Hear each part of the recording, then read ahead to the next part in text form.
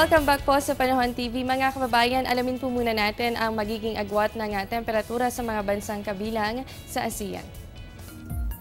Para po sa Malaysia, meron kayong 25 to 33 degrees Celsius. Sa Thailand, asahan po dyan 24 to 33 degrees Celsius. Sa Singapore po, meron kayong 24 to 32 degrees Celsius. At sa Indonesia, mababa na po ang 23 to 33 degrees Celsius. Sa Brunei Darussalam, asahan po dyan 24 to 31 degrees Celsius. Sa Vietnam, meron kayong 23 to 33 degrees Celsius. At sa Cambodia, asahan naman po dyan 21 to 31 degrees Celsius. Nasa 21 to 29 degrees Celsius naman po para sa Lao People's Democratic Republic at 17 to 32 degrees Celsius para sa Myanmar. Narito naman po magiging agwat pa ng temperatura sa iba't ibang panig pa ng Asia. Sa Taiwan, meron kayong 15 to 20 degrees Celsius. At dito po sa China, mababa na ang negative 4 to 7 degrees Celsius. At sa puntong ito, alamin na po natin ang magiging lagay ng panahon sa mga susunod na oras. Base po sa 5 AM weather forecast ng Pag-asa, unahin muna natin yung low pressure area. Kanina pong alas 4 ng umaga, namataan po ito sa layong 660 kilometers. Silangan po yan ng Hinatuan, Surigao del Sur. Ayon kay Pag-asa weather forecaster Jory Lois ay mataas po o hindi inaalis ang posibilidad na ma-develop ito sa pagiging isang bagyo. So ngayon patuloy po natin tututukan ang development ng naturang LPA. Samantala, bukod po dito sa LPA ay umiiral naman ang tail end of a cold front. Dito po yan sa may Bicol region. Ganon din po ang northeast monsoon dito naman sa may northern hanggang dito po sa may central Luzon. So para po sa ating forecast, ang Bicol region kasama po ang eastern Visayas, ganon din po ang Caraga, Davao at northern Mindanao, ganon din po ang probinsya pa ng Quezon. Asahan po dyan ng maulap na kalangitan na merong mahihina hanggang sa katamtamang pag-ulan at pagkilat pagkulog. Dito naman po sa may Cagayan Valley, kasama po ang Cordillera, Ilocos Region at dito po sa may gitnang Luzon. Asahan din po natin yung maulap na kalangitan sa mga susunod na oras. Ganon din po yung posibilidad ng mga mahihinang pag-ulan. Dala po yan ng umiiral na northeast monsoon o hanging amihan. Samantala, good weather condition pa rin po tayo dito sa Metro Manila at sa nalalabing bahagi pa ng bansa. Pero asahan pa rin natin ang pagkakaroon ng mga pulu-pulong pag-ulan o pagkilat pagkulog, lalo na po mamayang hapon o kaya naman ay mamayang gabi. At mga kababayan, holiday weather forecast naman po tayo mula sa Pag-asa. Sa Luzon, partikular po sa Metro Manila, Tugigaraw, Lawag at Baguio, meron kayong 15 to 33 degrees Celsius.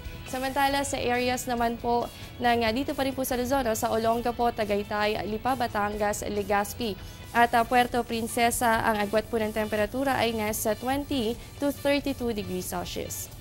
Sa Visayas area naman po tayo, sa Iloilo, Bacolod, Metro Cebu at Tacloban, meron po kayong 23 to 31 degrees Celsius.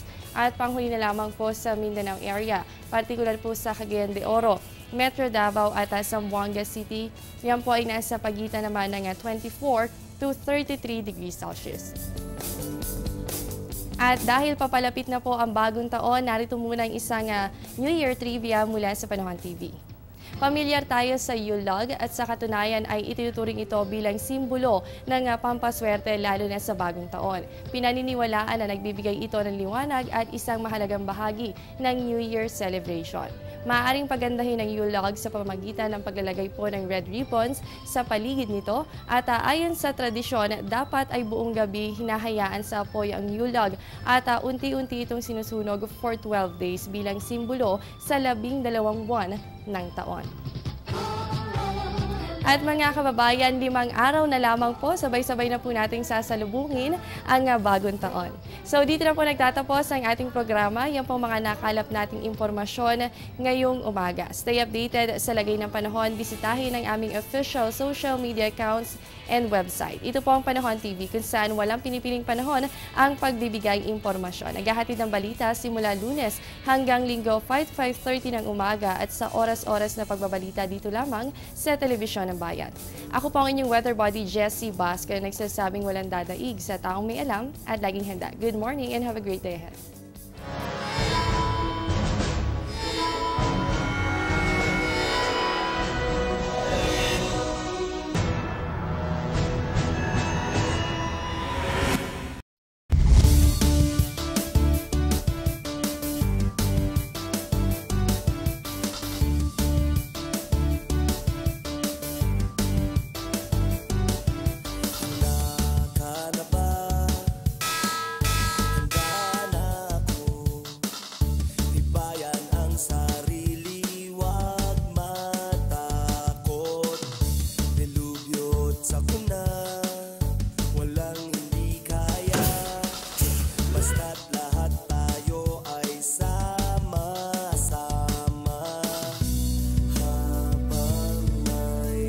panahon. Maganda ngayon tayo'y aahon. Maging ligtas, maging panatag Pilipinas. Maging panatag Pilipinas. Maging panatag Pilipinas. Maging panatag Pilipinas.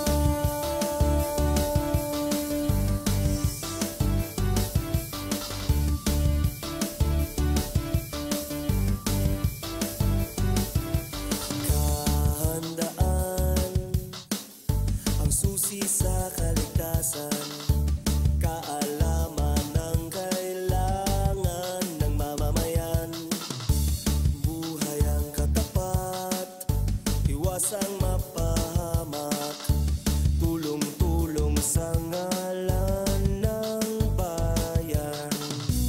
Habang may panahon, maganda ngayon tayo'y aahon.